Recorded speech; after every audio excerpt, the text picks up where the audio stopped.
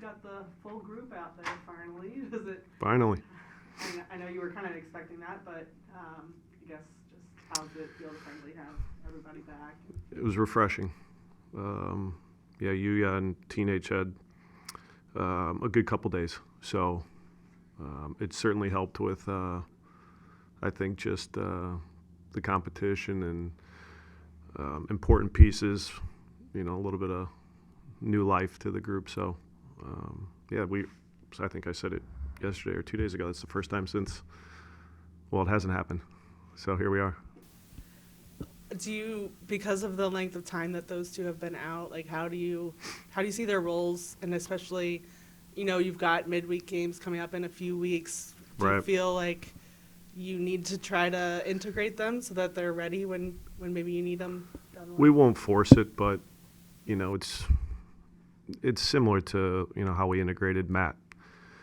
If it's with game minutes, it's game minutes. But if it's just pushing them in training until the right time to enter in the game, whether as a starter or reserve, we'll just kind of play it by ear. But I think Yuya missed less time than Teenage, so we'll take that into consideration, the duration of their time away. So if you would have seen them yesterday, they were sharp and not concerning. So it's just a matter of what their minutes are capped at, and then the decision from there as far as start or in a reserve role. Good morning. Good morning. I think it was Wednesday morning we saw the full group out there for the first time. Did it feel like a fresh start for you guys, for you, for the group, for the team? I wouldn't say fresh start. It was just a recognition of, it's been a long time coming to have everybody available and on the field. So the goal is to maintain that, but that's not easy to do all the time with, the intensity at which we try to train and certainly what it looks like in the games. But it's certainly, I think, good for our group in this busy stretch coming up in May. On New York City, new coach. It's been a bit of a up and down start for them, but it seems like they found some form in the last couple of weeks. What have you seen from them, and what are you expecting this weekend? You see a lot of consistency in the personnel, so I don't think a lot has changed from who we anticipate seeing on the field. There's a couple new faces, but and always when you have a new coach with new ideas, there's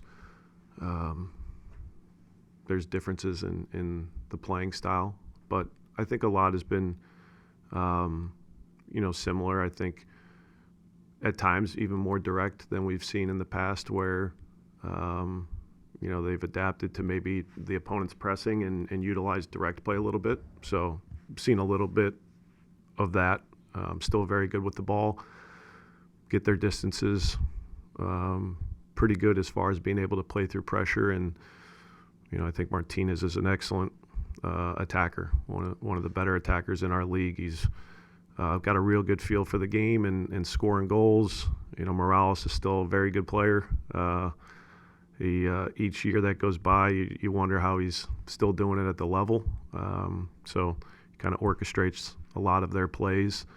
And technically from, front to back, they're strong, and they can play under pressure, and they can, break teams down 1v1 or individual moments 1v1 where, run into goal, they become very, tough to play against. So, yeah. I wanted to ask you about Martinez in specific. I think leads the team with 6 goals this season. What makes him such a skillful forward and a challenge for you guys? He's very deceptive and creative in his movements, the timing of his runs, how he uses his body, because if you just look at the stature, he's not one of the bigger, more physical, forwards or attackers in general in our league, but how he uses his body to gain an advantage, how he, gets a step on a defender to create shots. I think he's clean with both feet. He can score with his head. He can just beat you in a lot of different ways. And I remember we looked at him years ago, all the way back in Philly, and he was impressive many years ago. So it's not a surprise to see the success that he's had. We've talked about the different dimensions of playing on a baseball field multiple times before, every time you go to New York, basically. But with this particular group, are there different ways that you feel like tactically your team this year is maybe better prepared to handle the narrow field? Or you've mentioned trying to force things in the middle at times before. Is that, how do you manage that? Yeah, I wouldn't necessarily say we're more prepared.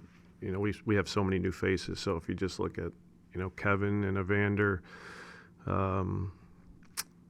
Brian, guys that have, been Lucas playing consistent minutes, Alberto, I can name a few more, but this will be, the first time for our group going on to a field with, the optics that we'll see in different dimensions. So we've trained with their dimensions all week. And, where we talk about it a lot is set pieces, the delivery of how quickly it arrives in front of goal, how we could use it to our advantage.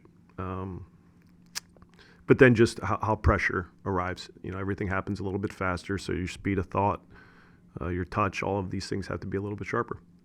Speaking of Evander, free kicks, Evander being so good at those, just him and Kevin coming in and being so effective, they're both among leading scorers in the league right now. How tough is it for a player to come into a new team, and especially with the expectations that kind of came with their price tag and just what they've accomplished in the past? How tough is that for just coming into a new team and living up to those expectations, I guess? Oh, the expectations, that's a lot of that's external. How the individual player handles that is how they handle it. But we don't talk about price tags. We don't talk about these things. You're a part of our club, and here's the expectations for you as a player to integrate into the group. Both are, for me, you could see the top end, quality that they provide in recent games and how they've scored goals. With Evander in Chicago, with Kevin against Sporting Kansas City. Those are some high level plays and finishes in individual moments.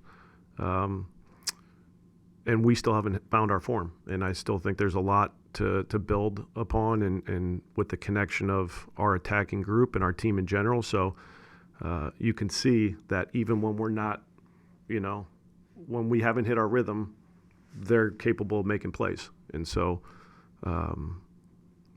that's where they separate themselves from, a lot of other players. It's good to see them producing. It's important for us. It's helped us to get results, but it's about our collective. And if our collective is performing well, their strengths will come out in the right moments. Are you seeing a different level of confidence from Kevin in particular? To try a bike like that. And yeah. His first goal was pretty, I think we kind of overlooked that one a little bit. It was a good goal too.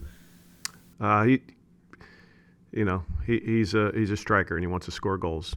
Anytime that's happening, it typically elevates the confidence in the game as a whole. So we'll continue to try to get him into good spots and focus on not just the goals, because there's just so much more to the game that needs to happen from the striker position to help our team. And I think he's continuing to take the information to focus on different aspects of his game that I think can improve. And the end result is it's going to put him in better positions. I think I've said that multiple times in front of the goal where we need him. Pat, I wanted to ask if you could clarify something. Laurel brought it up just a little bit ago about playing through the middle. You mentioned on Saturday afternoon about playing through the middle. We need to stop playing through the middle so often. And I was wondering if that's a problem you've identified specifically, or if it was more about the repetitiveness of what you guys were doing and getting caught in the middle there during that first half. We want to be able to play through the middle. It's what does the game present to you? And against Sporting Kansas City, there were moments where I thought playing through the middle was not the option because of their structure and because of our numbers and where they were. So when we're trying to play through the middle, and you're trying to play to the highest attacking line with Kevin, do we have the support underneath him? And there was moments where we didn't, and passes were being cut out when we had wide options, balls over the top, diagonal balls. There was just different ways I thought we could have done a better job of breaking pressure, and Some games will provide more options to play through the middle. Some will provide less. And so they were very compact, and I think we forced the issue that led to too many turnovers. So, of course, I want us to be able to play through the middle when the moment presents itself. And, each game will look at different ways as far as how we, look to break pressure. But it's understanding how. So it's less about actually where you play in the field and more so about forcing an issue that's not Correct. there. Okay. Then I wanted to ask about Nick Hagglin. He's come back and been really strong for you, and I'm sure it's a good problem to have, but how has that changed your decision-making and how you manage your group with a guy who's been playing so well? Yeah, he's been on the field when we're winning games, and I think making good decisions. Defensively, we've been strong. Nick's a big part of that. I think it's a little bit more challenging when you're on the left side where he spent all of his time for us in years previous on the right. And I think he's done a good job of trying to simplify the game, but the passing angles are a little bit different. Obviously, he's on his weaker foot, so we just try to find ways to put him in a position to make the right decisions and comfortable decisions. But he's been excellent for us. Excuse me. Glenn Crooks on Zoom. Go ahead, Glenn.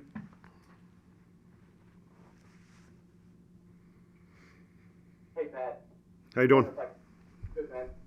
Just ask a couple of things if I could. I want to go back to your Martinez comment about seeing him when you were at Philadelphia. So, was that at Lamo or Alajuelense? Alajuelense. Okay. So you saw some qualities in him even then? Yeah, it was. He was a name that popped up, and I just remember me specifically. We were watching a Champions League game at the time, Champions Cup now, but just really liking the way he moved, the way he played. I think he was on the right wing at the time. I can't remember the opponent, but it was just a name that was interesting, and watching him play at that time, he stood out. And so, I'm not sure if the conversations went that far. This was just my own personal views, but I do know his name was brought up, and I think since that time he's certainly continued to improve and been a very good player for NYC.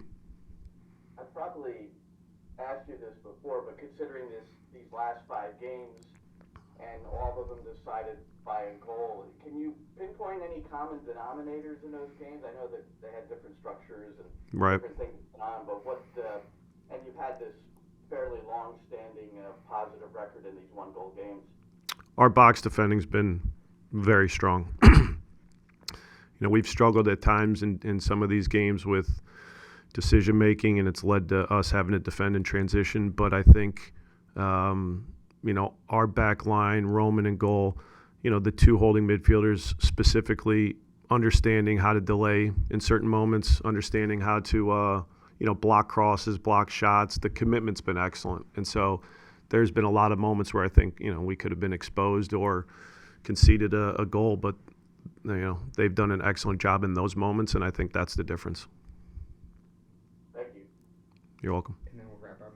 I just have one more. We don't talk about Sergio Santos all that much, but it seems like he and Kevin play pretty well together. What do you see from that combination, and what specifically is Sergio doing to make that work?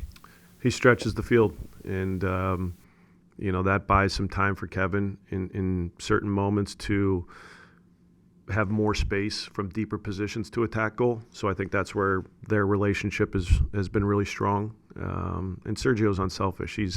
A lot of what he does on the field is to help his teammates. So there's certain moments where you'd love for him to be more selfish and understanding the moment to attack 1v1 as opposed to looking for an early pass and slowing the game down. But his speed is what I think unlocks Kevin in different ways and other teammates. But he's a tireless worker, and I'd say it all the time. My job's to help him understand how to manage his running with and without the ball, so that it can be repetitive, so that it doesn't take him out of plays on both sides of the ball. But he has the right intentions. It's just trying to be efficient with it. So I think certainly his speed and his work are what helped Kevin.